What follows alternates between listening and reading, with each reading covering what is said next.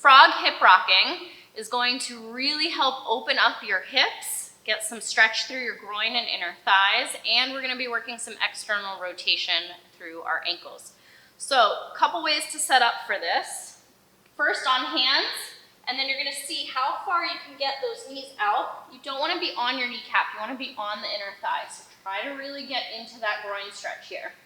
From there, you've got two options on your feet. The easier option is gonna be feet in towards your butt, okay?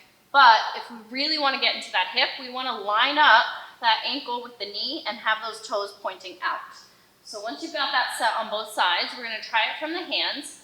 We're gonna think about keeping abdominal engagement. So as you're rocking forward and back, I don't want your back arching and rounding. We're gonna rock back and forward, keeping that length through the top of the head. Trying to sit into that hip flexion as you rock back. This is gonna feel intense in your whole hip capsule. Another option here, which is just as good to play around with, is from your forearms, you're gonna come on down, and again, just work that rock. Try not to let your pelvis move, try to keep that abdominal engagement so your back is not arching and rounding, and you're just sinking back. Now, from here, we can add some external rotation of your hips. So, you're gonna sit back into the rock, you're gonna externally rotate. I just lied, it's internal rotation.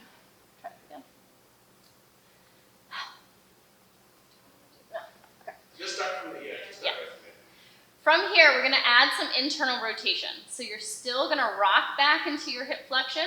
We're gonna let the hip internally rotate towards the floor, knee goes down, foot comes up.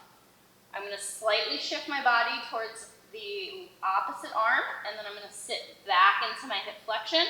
I rock forward into one hip, I sit back into the flexion.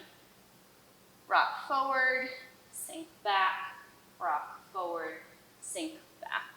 As you're doing these, you're gonna feel major opening through those hip flexors, and I recommend adding in some walking around and some hip cars afterwards to really use that new space in your hip capsule. That is your frog hip rocking.